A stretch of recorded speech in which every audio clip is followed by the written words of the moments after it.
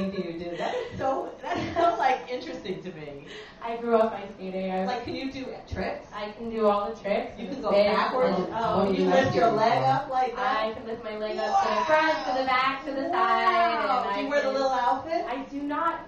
Well, I mean, once a year I'll put on I'll perform in a show at the ice rink that I teach at. Yeah.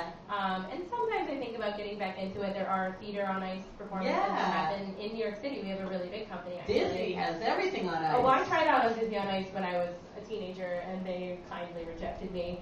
So I think my visions of ice skating. I just remember when I didn't even know that everything was on ice until I had kids.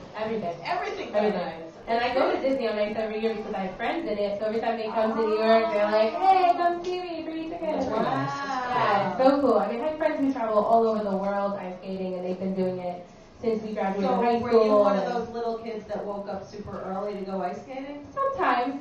I was in after school every day. I was my family was very dedicated, taking me to and from an ice rink, training Did they ice skate? My sister played hockey, which is how I got into it in the first place.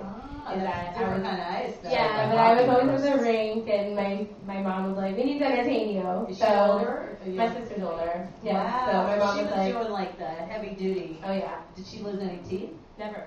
Good for her. No, she's got all her teeth. And you wanted to be like the pretty little.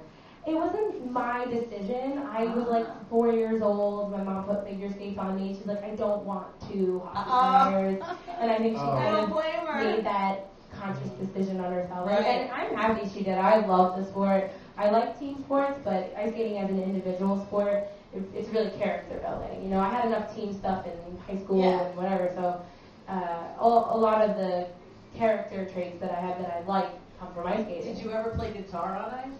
I didn't start playing guitar until I was 21 years old. Okay. So I was already teaching full time at that point, so I've never had a reason to bring my guitar on the ice. Because that might make a cool little video. Like I'm sure it will your come guitar up. Yeah, ice skating. I'm sure that you can do it. Yeah. Not many people can do that. Absolutely. When I get to engage with people, I'm like, everybody asks, "What do you do?" That's the first question that you get asked in most social settings, and I always am the only person in the room that says, I teach ice skating.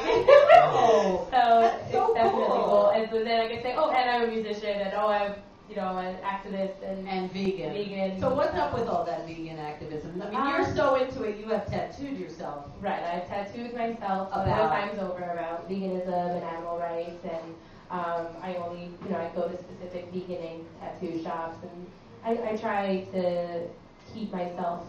So do you wear vegan everything? Like vegan shoes? These are from Moo Shoes. Stella McCartney, I always know, had vegan. There's a whole vegan shoe store. There's vegan fashion lines. I mean. Now, do you think it's getting bigger and bigger and bigger and bigger by the minute? By the second. Yeah. I mean, they say the vegan population doubles. I think it's every 5 years now. Oh wow! We're looking at like huge increases. It's a large increase. Yeah, but it's also awareness. I mean, like we never even knew what vegan meant.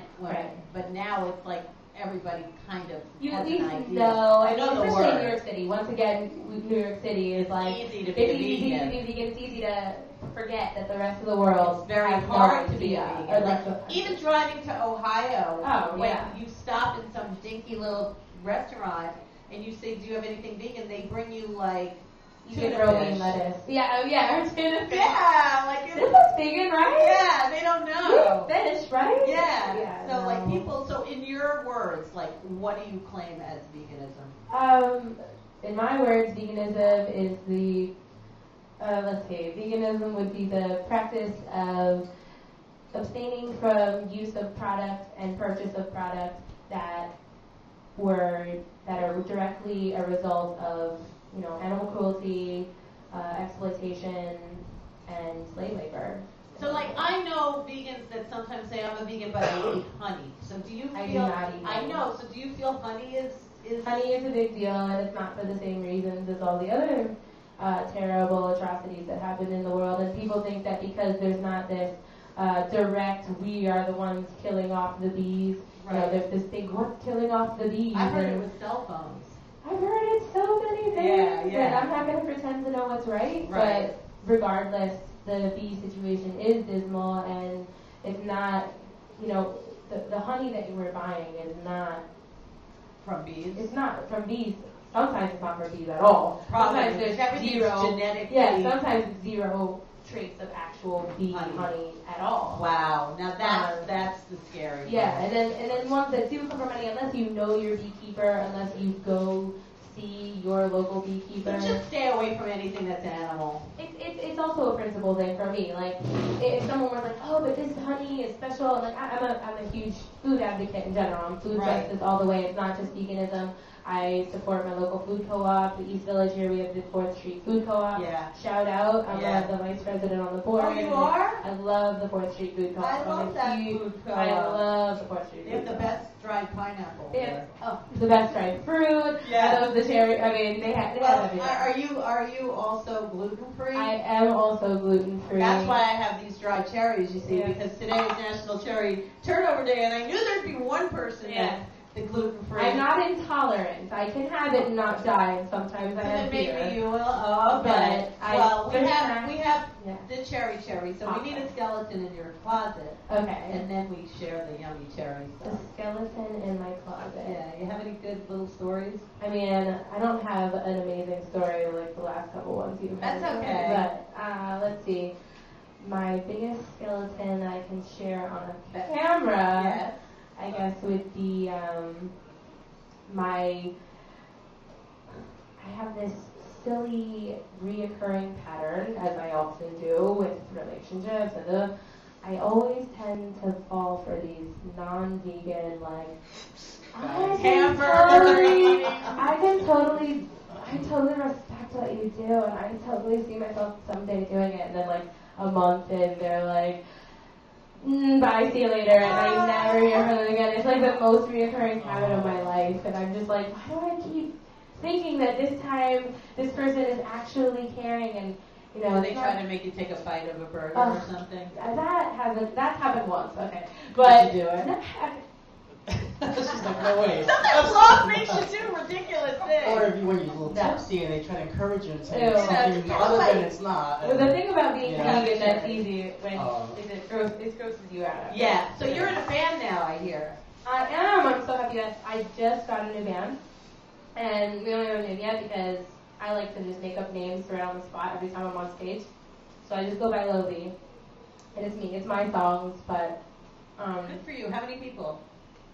It's 3 other girls and myself, which is I manifested this band. Good for you. I swear on my life, because I was saying all the past 2 months. I just lost my band back in October, and I kind of took a break, reevaluated where I was going musically, what I'm trying to sound like, and what my goals are for music. And I said, I want to work with females. I'm tired of like finding men, paying them, and men are out there to help each other, and I know there are some guys out there who are kind and whatever, but music industry is a huge circle jerk. Like men are just like, oh, I'll play in your band, and then like it's so easy for them, and I see this all the time, and then I see these, untalented people who can like find a band, and I'm just like, I need this, and I kept saying I want females because girls will like put what it are their in names? it.